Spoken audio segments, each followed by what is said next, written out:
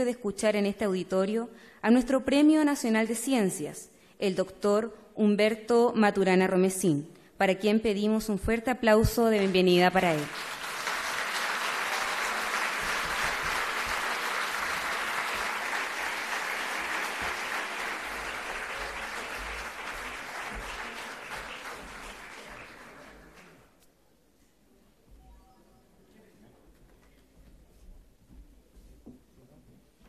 Muchas gracias. Han sido ustedes muy gentiles. No tengo ni tantos premios ni tantas medallas, pero el Premio Nacional de Ciencias sí, lo cual es un distinguido merecimiento porque es un regalo maravilloso. Digo que es un regalo porque no es cuestión de merecimiento en sentido estricto, sino que de aprecio, ¿no? De aprecio de los conciudadanos que participan directa o indirectamente en otorgar ese premio. Así que gracias por los aplausos. La otra cosa que quiero decirles es que cuando uno aplaude con tanto entusiasmo a alguien que todavía no ha dicho nada, quiere decir que uno aplaude sus expectativas. Pero las expectativas nunca se cumplen, ni las propias ni las ajenas. Lo cual es bueno, primero porque uno puede escuchar sin prejuicios, sin supuestos, sin exigencias, y uno puede hablar también desde la espontaneidad. Uno está libre para escuchar y está libre para decir lo que se propone decir frente a una invitación como esta. Ahora el título es Amar Educa. Y voy a hablar de eso, pero quiero hacer un camino para llegar a eso. Y el camino tiene que ver con el origen de los seres vivos. ¿Por qué hablar del origen de los seres vivos? Los seres vivos se originaron en la Tierra hará unos 3.800 millones de años. Nosotros somos seres vivos. O sea, pertenecemos a una historia que comenzó hace 3.800 millones de años. Somos el presente de esa historia. De una historia, en cierto sentido, no como humanos, pero sí como seres vivos, nunca se fue interrumpida. Somos el presente de linajes no interrumpidos que se originaron en distintos momentos, pero que comienza hace 3.800 millones de años. ¿Pero qué es lo que comienza hace 3.800 millones de años? Comienzan seres vivos minúsculos, como bacterias, remolinos moleculares, por así decirlo. Pequeños sistemas de moléculas que se entrelazan entre sí, produciendo más moléculas y conservando la identidad de esa producción de sí mismo. Todos nos producimos a nosotros mismos. Cuando el niño le pregunta o la niña le pregunta a la mamá, ¿por qué tengo que comerme los porotos? ¿Qué contesta la mamá o qué contesta el papá? Contesta una cosa muy simple. Hijo mío, los porotos adentro de ti se deshacen en pedacitos chiquititos, que se meten en tu cuerpo y tu mismo cuerpo fabrica los músculos, los huesos, el cerebro, todo. Mamá, ¿así que me produzco a mí mismo? Sí, hijo mío. ¿Soy autopoyético molecular? Sí, eres un sistema autopoyético molecular. Pero los primeros seres vivos no se originan en el vacío. Se originan en un entorno que los hace posibles, que surge con ellos, que no preexiste. Esto es interesante, no preexiste al ser vivo. No es que el ser vivo caiga allí donde él es posible vivir, sino que al surgir el ser vivo aparece el medio, el nicho ecológico que lo hace posible. Pensemos, por ejemplo, Si yo digo que esto es un micrófono. ¿Qué traigo a la imaginación? El micrófono y el ámbito en el cual el micrófono se usa. Cuando se inventa el micrófono, aparece el ámbito en el cual el micrófono se usa, históricamente hablando. Sí, alguien imagina, con esto puedo emitir sonido, pero para que esto efectivamente sea micrófono y haga sentido en el emitir sonido, tiene que haber quienes escuchan. Así que cuando se originan los seres vivos, se origina una unidad ecológica, organismo nicho. Y que en la historia reproductiva de esa unidad ecológica, organismo nicho, se han formado linajes en los cuales se ha conservado esa unidad del organismo con la circunstancia que lo hace posible. Supongamos que ustedes quieren viajar a la Luna. ¿De qué se ocupan? De un vehículo que los lleve, que tenga las condiciones de llevarlos y conservarlos vivos en el proceso, de alimento, de oxígeno, de agua, de presión y de un contacto con la Tierra. Un contacto telefónico. Bueno, con toda clase de mecanismos, de emisiones de ondas. Sí, claro, pero se van con su nicho.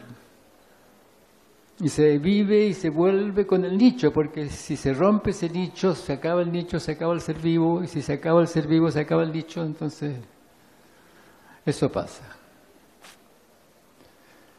Y en esta historia, y nos estamos acercando al tema del Amar Educa, en algún momento se originan los seres humanos. ¿Aló? En los seres humanos se originan hará unos 3 millones de años, 3,5 millones de años. Los seres vivos, 3.800 millones de años. Y nosotros como seres humanos pertenecemos a un linaje de 3 a 3,5 millones de años, nada más. 3, no 3.800. ¿Y qué es lo que se origina cuando se origina el humano? Se origina en una pequeña comunidad de primates bípedos, en una convivencia que podemos decir como una familia ancestral, en la cual surge el lenguaje. ¿Y qué es el lenguaje? Hablamos de transmisión de información, de simbolización, pero ¿qué hace?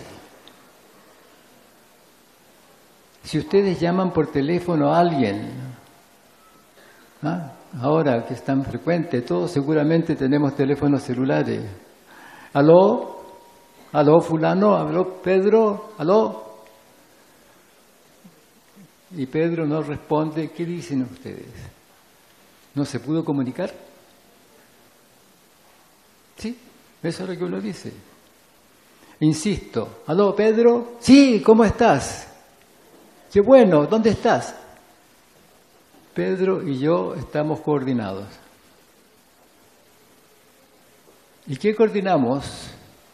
Nuestras emociones. Pedro, qué rico oírte. Sí. ¿Dónde estás? En Chiguayante. Ah, yo también. ¿Ah, sí? ¿Estás acá? ¿Podríamos encontrarnos? Claro. Hemos coordinado nuestra emoción, nos sentimos contentos. Hemos coordinado nuestros haceres, nos vamos a encontrar. Hemos coordinado nuestros sentires, nuestros haceres, nuestras emociones. El lenguaje es un vivir en coordinaciones de sentires, haceres y emociones. Y ese de no es un i, sino que coordinamos nuestras coordinaciones. Coordinamos nuestras coordinaciones de emociones.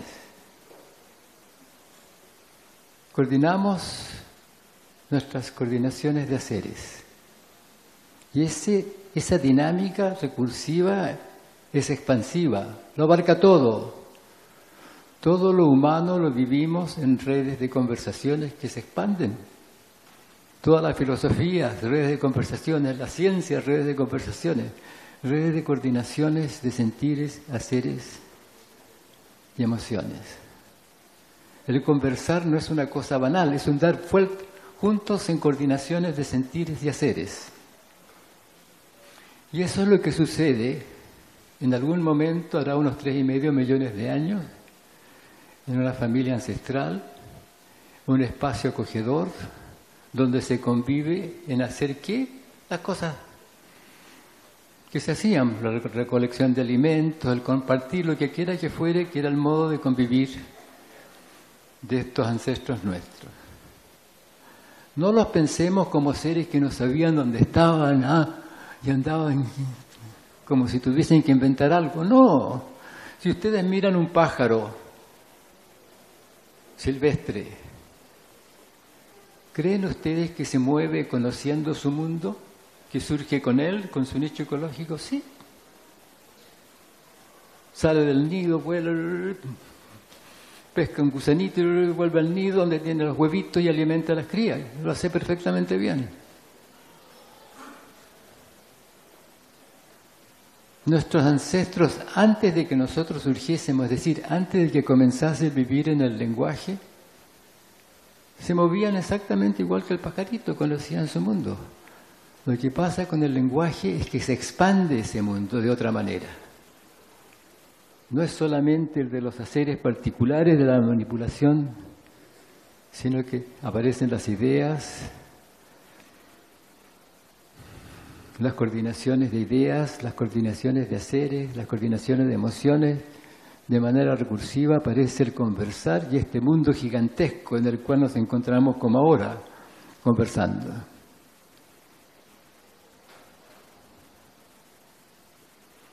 Y pasa a ser parte de nuestro nicho. El lenguajear es parte de nuestro nicho ecológico como seres humanos. Y cuando un niño o una niña va creciendo en la familia, al nacer, ¿cómo nace? Nace un ser pequeño, entregado en la confianza a transformarse con la mamá, con el papá, con los hermanos, con la familia. ¿Y qué va aprendiendo cuando aprende el lenguaje? Coordinaciones de sentires y haceres. Llora y la mamá dice, tiene hambre, le voy a dar el pecho. No tiene hambre, le voy a pasar la mamadera. ¿Y cómo aprende el niño o el bebé, la niña pequeña, la mamadera? Busco un pizarrón y escribo, mira, te voy a explicar lo que es la mamadera, la voy a dibujar aquí, te voy a explicar lo que es la mamadera. ¿Hacen eso ustedes? ¿Hicieron eso alguna vez con el bebé de 2 meses? No. Empezaron a usar la mamadera. Y después cuando está llorando a los 5 meses, dice, ya te traigo la mamadera. Y sabe. Y la mamá dice, entiende todo. No habla todavía, no va a hablar hasta el 1 año y medio posiblemente, un poco antes. Va a empezar. Y a los 2 años se lo va a hablar todo.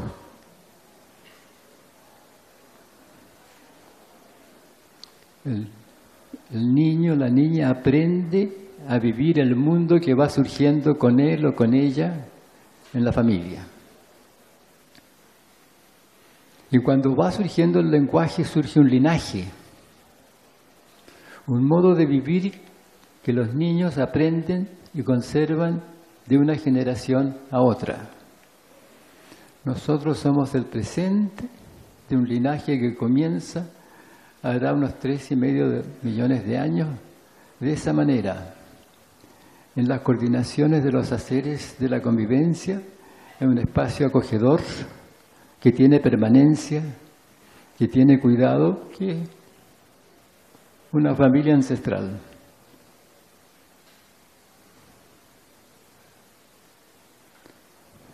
¿Qué es la familia? Mi colega Jimena Dávila diría es un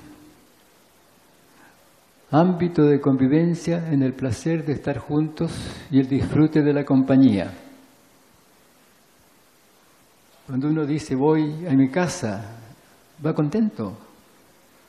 Puede que a veces no, pero va a un lugar que lo acoge. El niño va, me voy a la casa, encantado, después del colegio. Es un espacio acogedor, se origina como un espacio acogedor que se va conservando de generación en generación en el aprendizaje de los niños, como un espacio amoroso y tierno. La palabra ternura es particularmente interesante. Ustedes la usan a veces. Sí. ¿Y qué es la ternura? Un cuidado amoroso.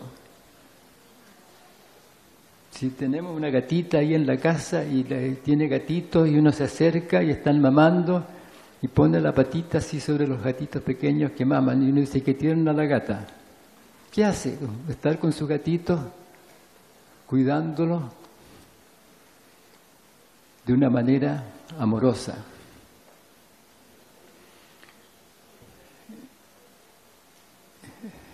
La ternura es una emoción muy importante porque se junta con el amar. El amar implica el ver al otro, el escuchar al otro o a la otra. Cuando alguien se queja, cuando el niño dice que no quiere ir al colegio, mamá no quiere ir al colegio. ¿Por qué? No quiero. ¿Por qué? Porque el profesor no me quiere. ¿Por qué dices que no te quiere el profesor? Los profesores quieren a los niños. No me quiere mamá. ¿Por qué dices que no te quiere? Porque nunca ve cuando levanto levanto la mano para hacer una pregunta. No me ve, no me quiere. ¿Se han dado cuenta de esa queja? No solamente con los niños del colegio, en las parejas, en la casa. No me escucha, no me quiere. El amar tiene que ver con el ver. Y la ternura con el cuidado en esa relación que surge. Nosotros somos una clase de animales en la cual lo que nos define es una convivencia en el lenguaje, en la sensualidad y la ternura. Es una convivencia amorosa. Esa es la historia, ese es el origen. Eso es de mamíferos, sí, pero en nosotros es particular porque ocurre con el lenguaje y la ternura es central. Cuando se habla de educación sexual, rara vez se habla de ternura. Pero la ternura es fundamental en la relación sexual. El sexo tiene que ver con la cercanía corporal, con el disfrute de la cercanía corporal. Y si no hay ternura, es abuso, es exigencia, es otra cosa. Así que pertenecemos a esta historia en la cual la relación en el lenguaje, la aceptación recíproca en la ternura es fundamental. ¿Qué queremos decir entonces cuando ponemos un título como ese, Amar Educa? Hacemos referencia a una cosa fundamental que ocurre en la convivencia. El que nos transformamos en la convivencia, en el convivir juntos. Y la emoción fundamental que hace posible ese convivir de una manera armoniosa es el amar y la ternura. Señoras y señores, nos transformamos en la convivencia. De una manera u otra, según esa convivencia sea. Y pasa solo. Fíjense que hay dichos como este. Dime con quién andas y te diré quién eres. ¿Lo han escuchado? ¿Saben? ¿Qué está diciendo eso? Precisamente eso que estoy diciendo. Te vas a transformar con quien convives. Ambos se van a transformar. Los niños, las niñas con el papá, con la mamá, con los hermanos, y los hermanos, el papá y la mamá con los niños. Se transforman juntos. La educación es una transformación en la convivencia,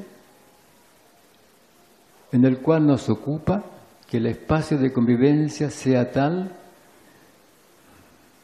que los niños y niñas crezcan como personas respetables, autónomas, reflexivas, dignas. Esa es la preocupación de todo papá y toda mamá. Esa es en el fondo la preocupación de los profesores y profesoras también. Eso es lo que queremos. Pero es una transformación en la convivencia. El lenguaje es parte de nuestro nicho. Nuestros discursos son parte de nuestro espacio. Cuando escuchamos un discurso político o religioso o una conferencia filosófica o científica, eso no es un mero oír en la nada. Nos transformamos en ese espacio y nuestra conducta cambia. Ah, ahora entendí, ya no voy a hacer lo que hacía antes, voy a hacer otra cosa. Nos estamos continuamente transformando en la convivencia. Biológicamente, los seres humanos somos niños crecidos. Hay un fenómeno en biología que se llama neotenia, que es expansión de la infancia, la expansión de lo nuevo. Los mamíferos son animales neoténicos. Los primates son animales neoténicos y nosotros los seres humanos somos neoténicos hasta tal punto que envejecemos niños. ¿En qué se nota en que envejecemos niños? En que nos ponemos viejos y seguimos juguetones, lúdicos, curiosos, interesados, tiernos. Interesante eso.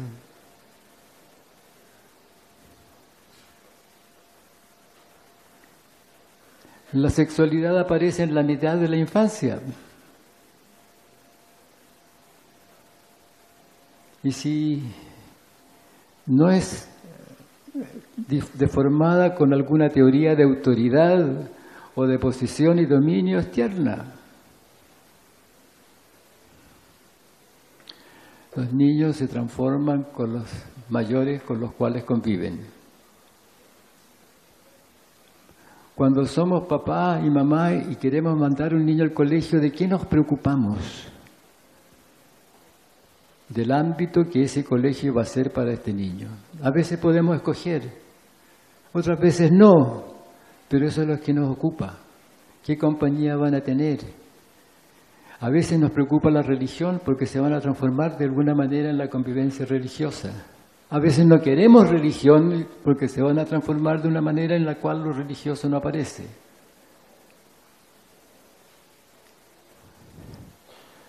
La otra cosa que hacemos los seres humanos es teorías explicativas. Los seres humanos somos todos inteligentes. Aquí todos somos inteligentes. La inteligencia es la plasticidad conductual ante un mundo cambiante. Y la plasticidad conductual que se requiere para vivir en el lenguaje es tan gigantesca que en tanto existimos como seres humanos en el lenguaje, somos todos inteligentes. Los problemas de los niños no son de inteligencia, son de las emociones. Los problemas humanos no son de inteligencia, son de las emociones. Cierto, podemos haber tenido historias muy distintas, curiosidades, deseos diferentes, haber vivido un ámbito que nos amplió el espacio, no nos restringió, sí, pero nuestros problemas no van a ser nunca de inteligencia.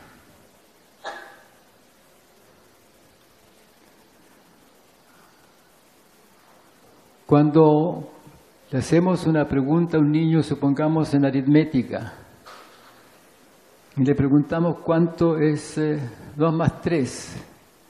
Y el niño dice 6. ¿Qué hacemos? ¿Cómo no has aprendido a sumar? O le preguntamos, ¿por qué 6? Fíjese qué interesante de las dos preguntas. Porque si les digo, no has aprendido a fumar, lo niego. Lo rechazo. Pero si le pregunto, ¿cómo así te resulta 6? Porque a mí me resulta 5. Y a lo mejor el niño dice, es que yo le regalo uno a mi mamá. Cada vez que hago una suma, le regalo uno a mi mamá. ¿Cuánto es 3 más 3? 7. 4 más 4, 9. ¿Sabe sumar o no? ¿Sabe sumar? ¿Se dan cuenta? Si no lo escuchamos, no sabemos desde dónde está contestando, y nos pasa con los adultos también.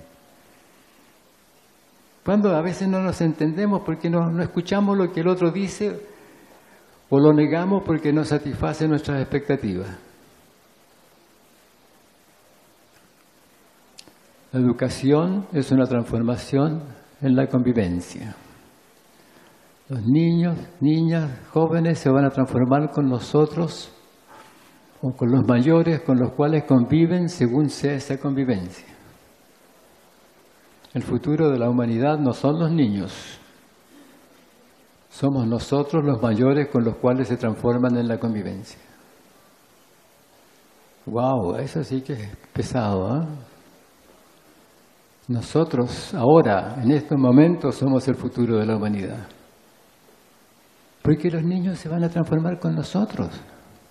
Van a reflexionar, van a mentir, van a decir la verdad, van a ser atentos a lo que ocurre, van a ser tiernos.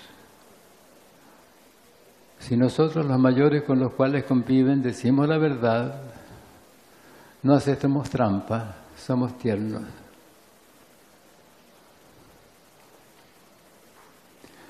El enseñar como parte de la convivencia es indicar, apuntar la mirada, guiar la reflexión. Pero en cualquier caso, los niños se van a transformar con los mayores con los cuales conviven. Puede ser otro niño, quien quiera que sea, con el cual se convive, se van a transformar juntos de todos modos.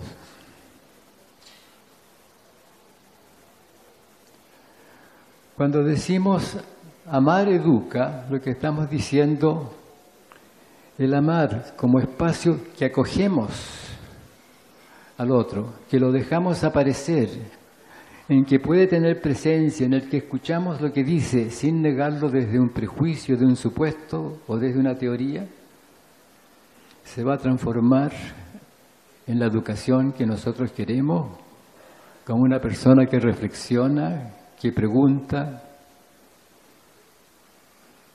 que es autónoma, que decide por sí mismo si quiere o no quiere. Una de las cosas que surge con el lenguaje es la conciencia de sí. Hay dos preguntas fundamentales que los niños viven, que son una, que hacen ellos.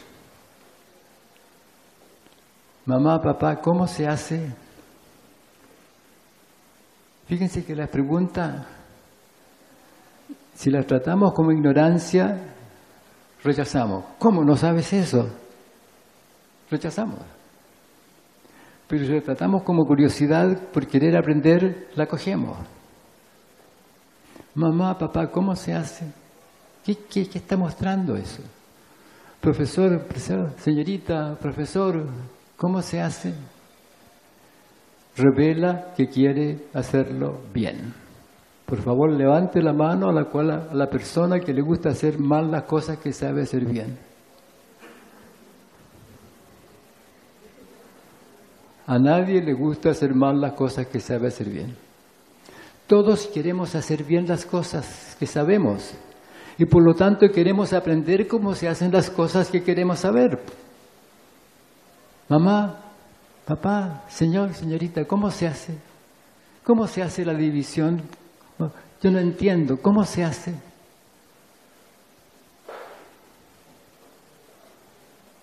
Y la otra pregunta fundamental es una que hace la mamá o el papá en algún momento al niño. Humbertito, ¿te das cuenta de lo que estás haciendo? Mamá, estoy pisando el dibujo de mi hermano, no me había dado cuenta. Fíjense que esa pregunta es maravillosa. Lleva la mirada sobre sí mismo. Abre el espacio de la reflexión. Dos preguntas fundamentales. Una que hacen los niños y que nosotros hacemos, seguimos haciendo. ¿Cómo se hace? ¿Cómo se explica? Y la otra, ¿te das cuenta de lo que estás haciendo? Oye, ¿te das cuenta de lo lindo el dibujo que hiciste? No tiene que ser una cosa negativa, todo. Esa abre el espacio a la reflexión y constituye el ámbito de la conciencia y constituye el ámbito de la responsabilidad en último término, porque no me gustó lo que estaba haciendo. Amar educa. Si creamos un espacio que acoge, que escucha, en el cual decimos la verdad, estamos dispuestos a contestar las preguntas, nos damos tiempo para estar allí, en la presencia con el niño o la niña, en su curiosidad, ese niño o niña se va a transformar en una persona que reflexiva, seria, responsable, que va a escoger desde sí. Fíjense que el acto de escoger es fundamental. El poder escoger lo que se hace. Y el poder escoger si uno quiere lo que escogió o no. Es el acto de conciencia. ¿Quiero hacer lo que digo que quiero hacer? Es un acto de mirar sobre dónde se está. ¿Me gusta estar donde estoy? ¿Quiero que me guste lo que estoy gustando? Los problemas de los niños, los humanos, nunca son de inteligencia, son siempre de conflictos de emociones. Los problemas son todos conflictos de deseos. Oye, tengo un problema, quiero ir para allá, pero también quiero ir para allá. Me gusta esto, pero también me gusta esto otro, que son cosas contradictorias. Pero esos problemas solamente se resuelven con la reflexión. También hacemos teorías. Y las teorías son constructos lógicos que se fundan en premisas básicas aceptadas a priori desde la emoción. Fíjense que bien potente lo que estoy diciendo. Todo constructo lógico se funda en premisas aceptadas desde la emoción. La geometría euclidiana, 5 postulados. ¿Qué son los postulados? Premisas fundamentales aceptadas desde la emoción. Y con ello construyo toda la geometría euclidiana. Cambio esas premisas, me cambia la geometría. Toda teoría se funda en ciertas premisas fundamentales aceptadas desde la emoción. Si tenemos discrepancias que nos parecen que son discrepancias lógicas, se van a resolver viendo las coherencias del ámbito en el cual estamos hablando. Si no nos podemos poner de acuerdo, lo más probable es que estemos en ámbitos teóricos distintos, que estemos argumentando desde premisas básicas diferentes. Y la única solución es mirar desde dónde estamos diciendo lo que estamos diciendo, la reflexión.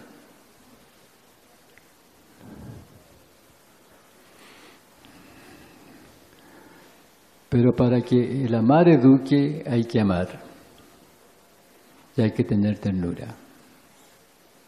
Y el amar es dejar aparecer. Si queremos ver cómo vive un animalito o cómo crece una planta, tenemos que dejarla aparecer. Tenemos que darle espacio para que tenga presencia. Lo mismo con nuestros niños, con nuestros amigos, con nuestros mayores. Porque esto se aplica a los niños también, no solamente a nosotros, a los mayores. Pero resulta que nosotros, los mayores, decidimos el espacio de convivencia de los niños y niñas.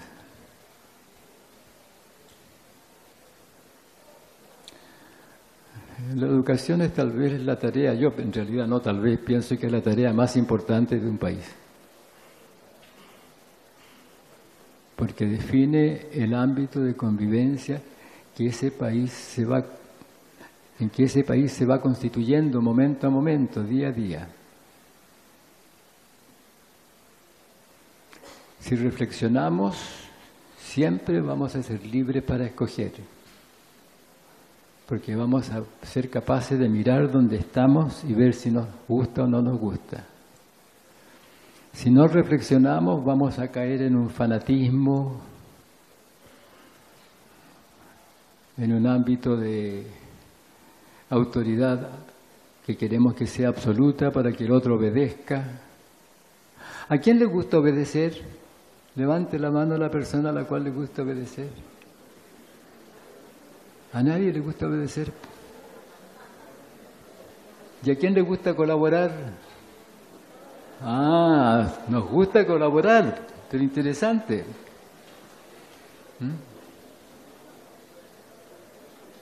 Si yo estoy trabajando y tengo un jefe, y el jefe me da un alto, vamos a la familia. Yo soy la mamá o el papá y le digo a Humbertito que vaya a buscar la cartera que dejé en la mesa. Humbertito, por favor, anda a buscar la cartera que dejé en la mesa. Pero mamá, estoy jugando.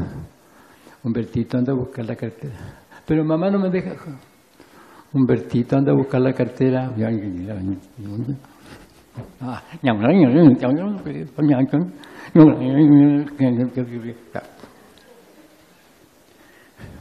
Otra situación. Humbertito, por favor, anda a buscar la cartera que dejé en la mesa. Ya, mamá.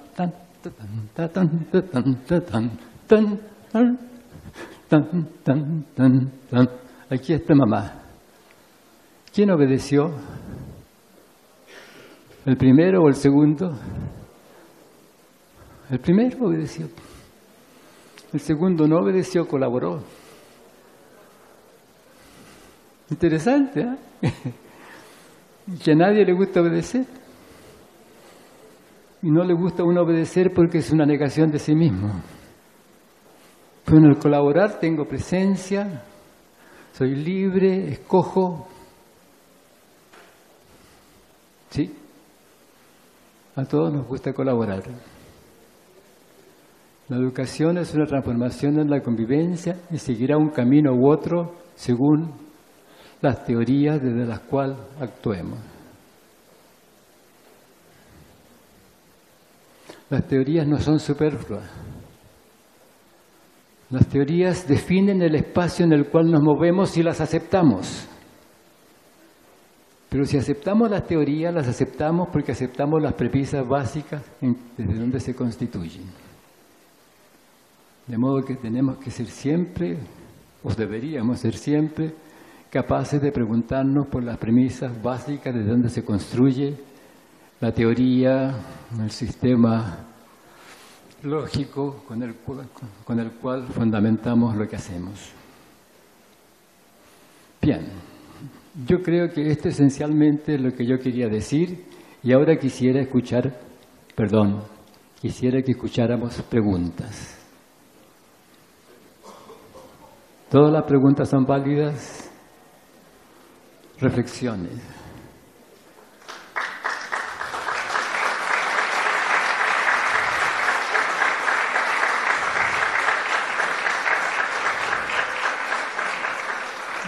Gracias por los aplausos, pero no hemos terminado. ¿Alguna preguntita por el amor a Dios? Una. ¿Alguien quiere? ¿Ninguna pregunta? Allá hay una pregunta, por favor. ¿Hay algún micrófono cercano? Por favor, ¿lo puedes llevarte una carrerita? Déjame ese a mí y lleva este otro.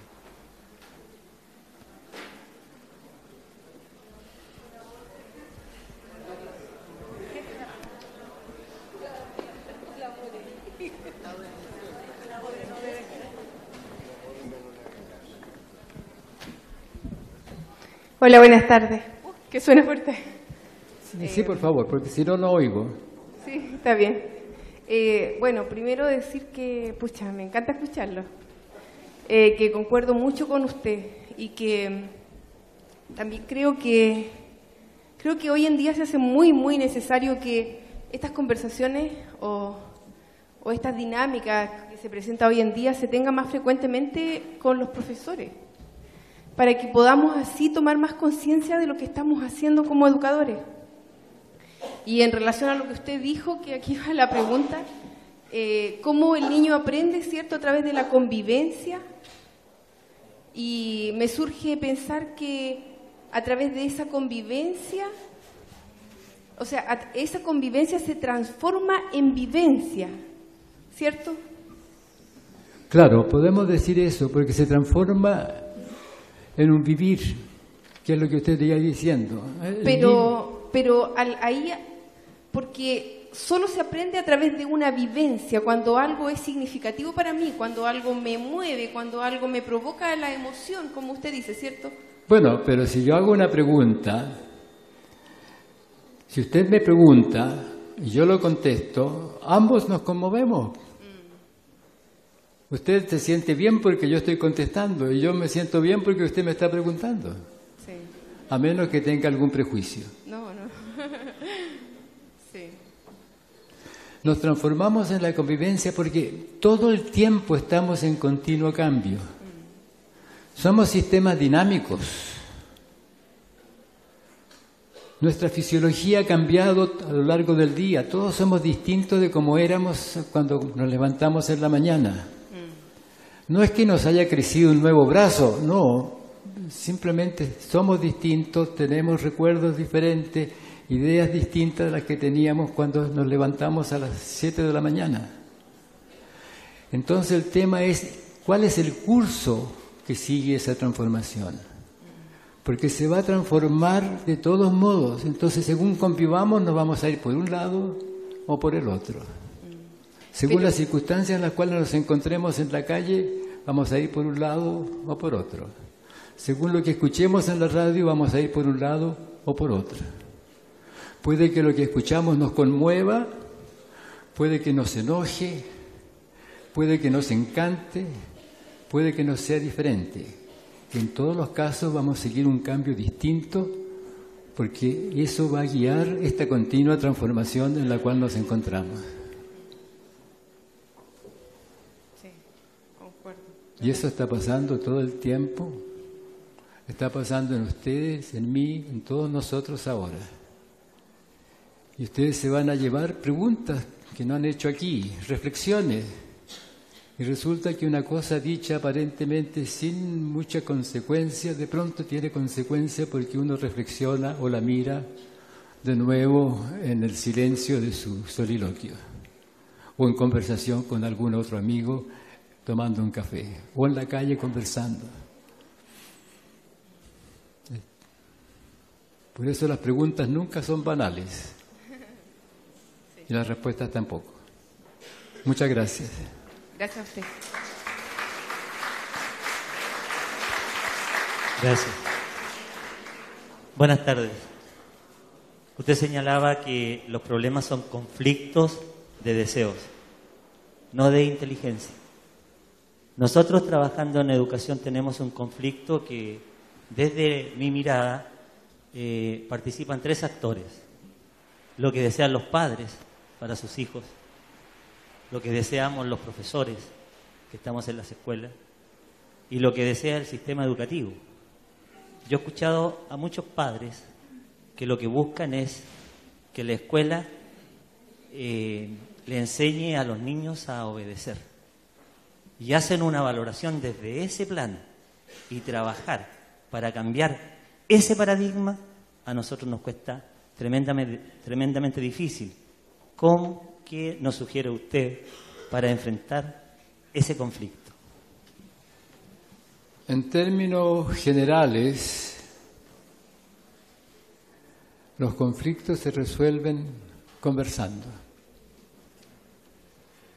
A veces nosotros tratamos la conversación como algo superficial, como una cosa flotante. No, tenemos que acordarnos que el conversar, la palabra conversar viene del latín dar vueltas juntos. Una conversación es el dar vueltas juntos en las coordinaciones de sentires, haceres y emociones. Aquí, por ejemplo, hemos tenido una conversación aparentemente de ustedes silenciosa, pero no ha sido así. Porque ustedes han estado pensando en lo que yo he estado diciendo.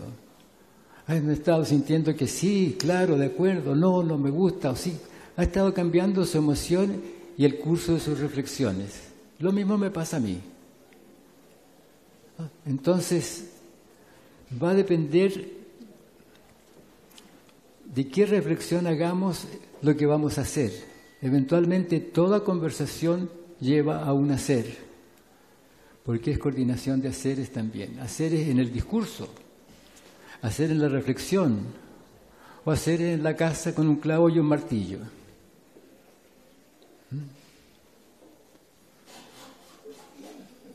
Coordinaciones de sentires, coordinaciones de haceres, coordinaciones de emociones.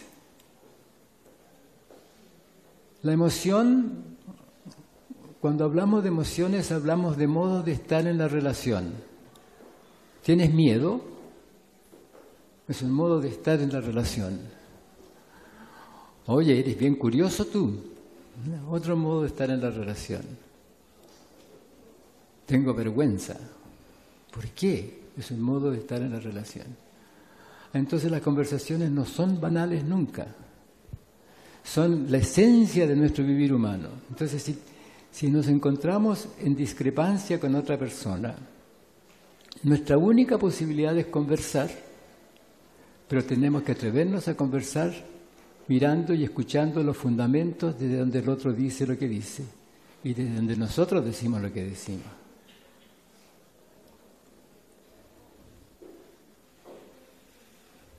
Si un papá o una mamá quiere que el hijo obedezca o la hija obedezca, podemos conversar por qué. ¿Qué es lo que pasa en las conversaciones? ¿Qué pasa en la familia que el papá o la mamá quiere que el hijo obedezca? ¿Qué desconfianza hay? ¿O qué historia teórica hay? Yo les voy a contar un ejemplo. Con mi colega Jimena Dávila hicimos algún trabajo de Amaleduca en un colegio de la periferia de Santiago. Era un colegio, no sé si era municipal, posiblemente era un colegio público en todo caso. Entre paréntesis, todas las actividades humanas son públicas porque ocurren en una relación de una comunidad. En todo caso, hicimos un taller que duró 3 días duró, de conversaciones, al cual participaron todos los profesores, todos los administrativos, todas las personas empleadas en el colegio, desde el jardinero al director o directora. El último día, la persona que era jardinero se acerca a Jimena y le dice que quiere agradecerle y contarle algo. Dice, me ha cambiado la vida. Entonces Jimena le dice que me llamara y la escuchamos juntos y dice, sí, porque yo aprendí con mi padre de que uno tenía que ser macho. Decir las cosas porque las sabía y golpear la mesa. Así que así era yo. Pero no me llevaba bien con mi señora ni con mis hijos. No nos entendíamos. Entonces decidí ver qué pasaba con esto del escuchar. Así que decidí escuchar a mi señora y escuchar a mis hijos y me ha cambiado la vida. Ya no peleamos con mi señora, conversamos, con mis hijos tampoco. Y me he dado cuenta de una cosa más. Me he dado cuenta que yo, aquí como jardinero, soy tan importante como todos los profesores. Porque si el jardín no está bien, si no están limpios los patios, si los baños no están cuidados, los niños no pueden estudiar bien.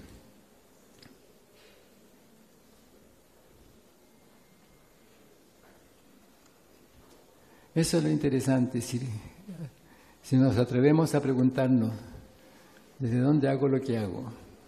¿Estoy contento en hacer las cosas que hago? Yo no les puedo decir lo que tienen que hacer. Si yo tuviese una varita mágica, supongamos que esta es una varita mágica, y yo digo, con esta varita mágica yo puedo hacer que las cosas sean perfectas para ustedes según lo que yo pienso que tienen que ser perfectas. ¿La uso?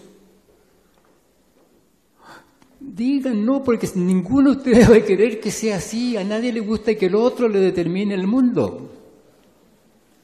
Pero sí podemos conversar, podemos ponernos de acuerdo, podemos reflexionar, podemos construir cosas juntos. Podemos discrepar en el respeto, pero vamos a separarnos reflexionando, si es que discrepamos en el respeto. Y podemos hacer una comunidad en la cual generamos bienestar.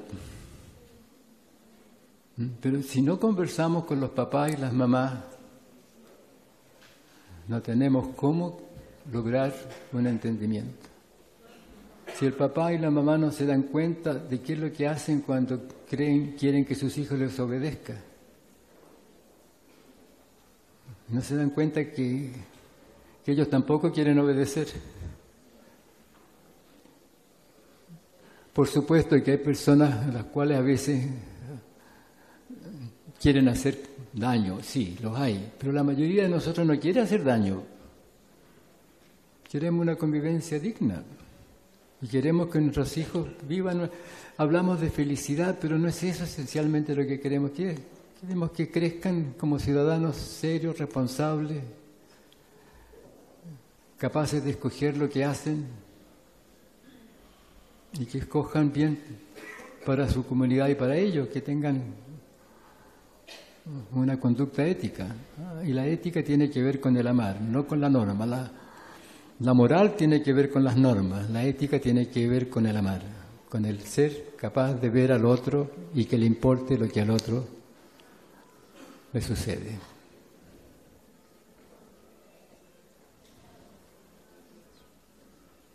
Sí, por allá hay una pregunta y de acá hay otra. Sí, así es. ¿Aló? ¿Quién ¿Aló? te... Sí. Bueno, don Humberto, buenas tardes. Javier Casanova por acá.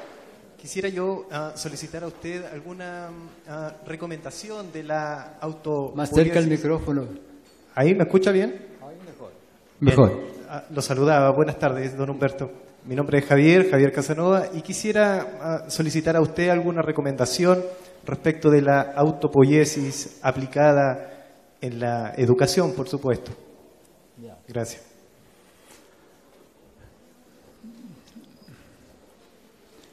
Lo interesante de la palabra autopoiesis es que hace referencia a la producción de sí mismo. Por favor. Autopoiesis viene del griego autos, sí mismo, poiein, producir, producción de sí mismo. Pero si uno investiga bien qué sistemas efectivamente se producen a sí mismos, descubre que son los sistemas moleculares. Porque autopoiesis hace referencia a una red de elementos que en sus interacciones generan elementos de la misma clase y la misma red que los produjo. Eso pasa solamente con las moléculas, así que los seres vivos somos sistemas autopoiéticos moleculares. Desgraciadamente, cuando inicialmente usamos la palabra por primera vez, no nos dábamos cuenta de eso, no sabíamos bien porque uno estaba empezando con esto. Pensábamos que todo el mundo iba a entender que estábamos hablando de moléculas, pero no es así. Ahora, la autopoiesis hace referencia a lo que se conserva. Un organismo conserva la continua producción de sí mismo. ¿Dónde? En el nicho ecológico que surge con él. Los profesores somos parte del nicho ecológico de los niños. Las teorías que tenemos son parte de nuestros nichos ecológicos. Los niños son parte de nuestro nicho ecológico y nos transformamos juntos. Y todo el presente histórico que vivimos es el resultado de un entrelazamiento de los nichos ecológicos de todos los seres vivos que han constituido los linajes a los cuales pertenecemos. El riesgo es confundir autopoiesis molecular con autoorganización, que es una cosa distinta.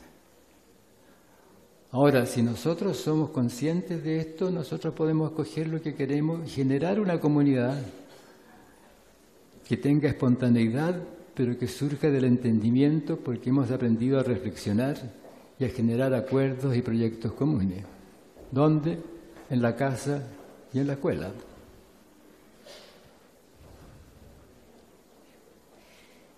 Don Humberto, mi nombre es Ángela, estoy muy contenta de poder saludarlo y de escucharlo también. Bueno, usted decía que el amor y la ternura son muy importantes en el contexto, porque es lo que transforma a los niños, es donde ellos surgen. Por lo tanto, también recuerdo un poco las palabras de Paulo Freire, donde dice que la única forma de enseñar a amar es amando. Desde ahí, ¿qué sugerencia usted nos podría dar a nosotros para transmitir esa ternura y ese amor a los niños con los que convivimos todos los días? Esa es mi pregunta. El elemento fundamental para eso es escuchar. Escuchar las preguntas de los niños. Y tener tiempo para contestar.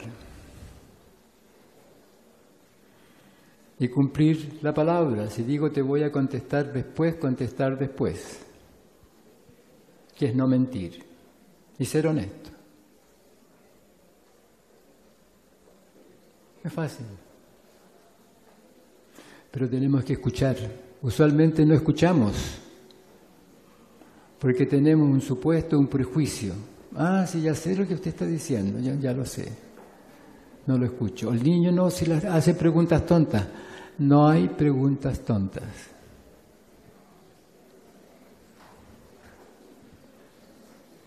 Toda pregunta implica que hay algo que la persona no sabe y quiere saber.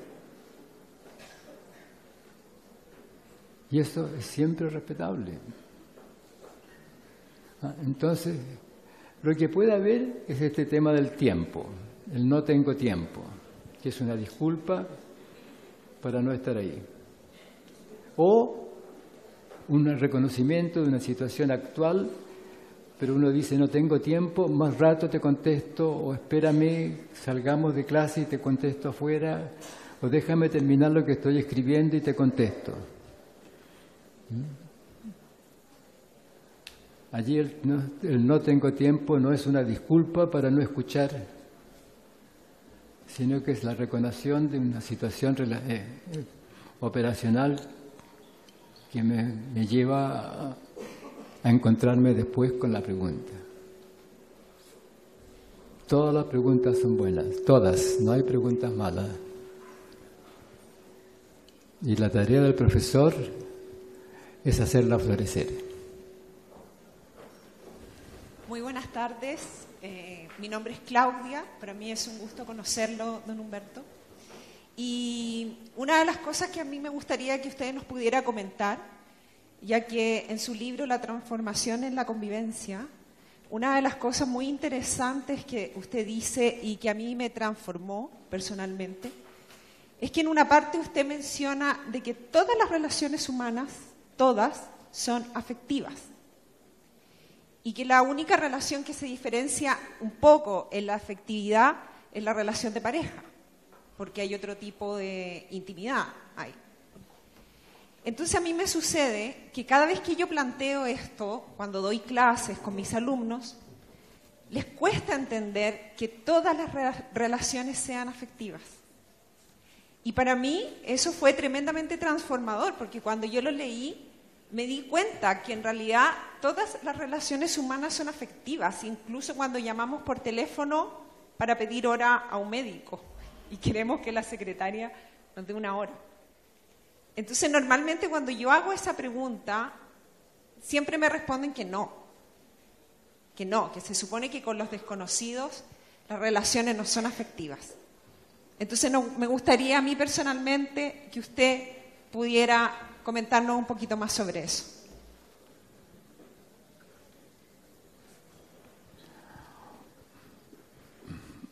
A ver, yo no sé exactamente cómo escribí o está escrito lo que usted recuerda de que yo escribí o dije, ¿no?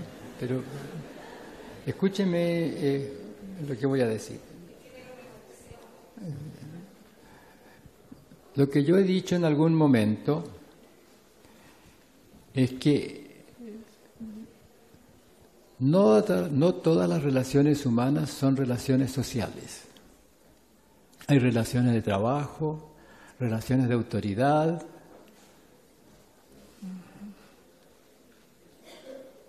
pero las relaciones sociales son relaciones de mutuo respeto, son relaciones fundadas en el amar. Eso es lo que he dicho.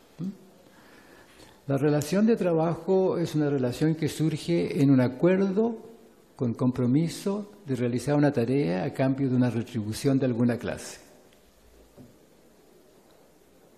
La relación de autoridad y sometimiento surge de una exigencia de obediencia y un obedecer que siempre implica una autonegación. Ahora, las relaciones sociales, en tanto se fundan en el amar, son relaciones que se basan en el mutuo respeto, en el escucharse, en el estar dispuesto a escuchar. Que todas las relaciones ocurren en una dinámica emocional, que es lo que tal vez se pueda haber entendido, ¿ah? Sí, pero hay distintas emociones. La emoción de la relación social es el amar, pero la emoción de la relación de trabajo es un compromiso de seriedad en un acuerdo. La relación de autoridad y sometimiento es una relación en la cual hay falta de respeto por sí mismo en la autoridad y en el que obedece, en el que manda y en el que obedece. Porque el que manda siente que tiene que exigir, porque no se respeta a sí mismo, no se siente en condiciones de hacer una conversación que invite a la colaboración. Y el que obedece se niega a sí mismo porque no quiere hacer eso. Y siente que no está en condiciones de abrir un espacio de una conversación que permita colaborar, que es una relación de mutuo respeto y que ocurre en el amar.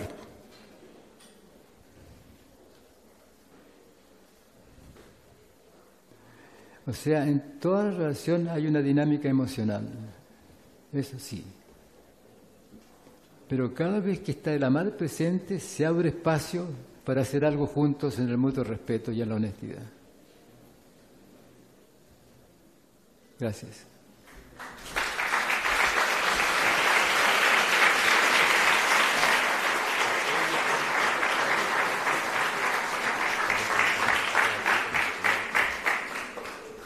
Hola Humberto, tengo una consulta, pero antes de llegar a esa consulta quiero hacer unos análisis. Mira, yo no soy del área de educación, soy ingeniero de formación y acabo de volver de un ¿Ingeniero qué? Ingeniero. Ya. Acabo de volver de un posgrado en el extranjero financiado por Beca Chile, por una política pública. A mí lo que me preocupa es que, mirando desde afuera el sistema nacional, estamos perdidos en los indicadores, en los números, en la competencia.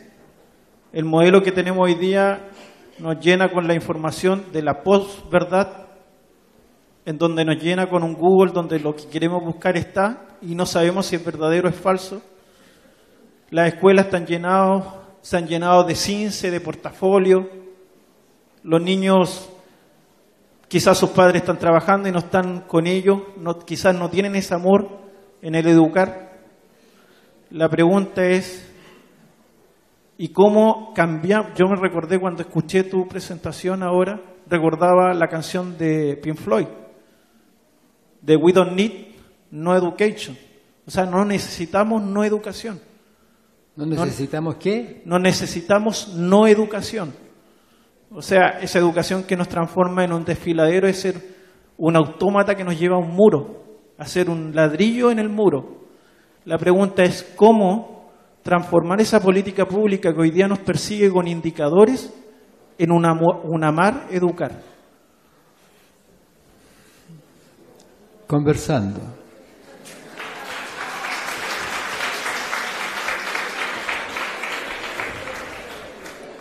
Ahora, también hay que hacer cosas que tengan que ver con el espacio de conversación.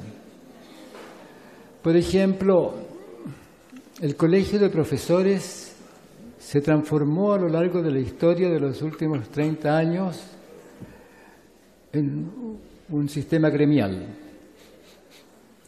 Pero en su origen no era un sistema gremial, era un sistema de reflexión académica sobre la educación. Era un modo de conversar sobre lo que hacemos los profesores en la educación. Pero si los profesores no conversamos sobre lo que hacemos en la educación, ¿qué vamos a decir en la conversación que tenemos que tener con las autoridades gubernamentales? Nos vamos a quejar, pero no vamos a conversar.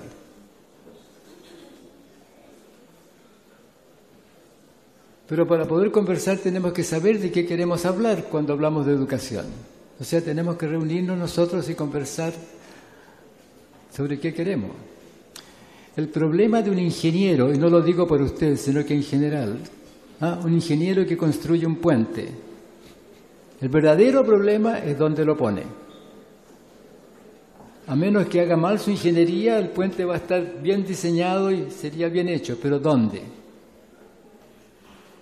Y ese dónde requiere una conversación que es de carácter distinto, que tiene que ver con la concordancia de los deseos y los propósitos de lo que se quiere con el puente. ¿Qué queremos con la educación? ¿Queremos que nuestros jóvenes se preparen para el mercado y la competencia? ¿O queremos que nuestros jóvenes, hombres y mujeres, se preparen para una convivencia en el mutuo respeto, una convivencia democrática, en una convivencia honesta, en el hacer un mundo de convivencia en el mutuo respeto, la colaboración y la reflexión? Ese es nuestro tema. Tenemos que conversar. Pero para conversar no tenemos que tratar a la conversación como una cosa banal, palabras y palabras. No, es una reflexión seria sobre las cosas que se quieren hacer, y seria porque se está dispuesto a mirar los fundamentos de donde se dice lo que se dice. Porque si no se está dispuesto a mirar los fundamentos de donde se dice lo que se dice, no va a ser seria, va a ser un asunto de doctrinas. Toda teoría es revisable, pero para revisarla tengo que ver los fundamentos, porque según los fundamentos el constructo lógico que es la teoría. Entonces tenemos que atrevernos a hacer eso, no en una huelga con gritos, no, en la reflexión y en la conversación. Cuando alguien decía deberíamos tener conversaciones de esta clase más veces, sí, claro. Pero para hacerlo tenemos que querer hacerlo. O sea, no va a pasar así solo porque declaramos, tenemos que querer participar.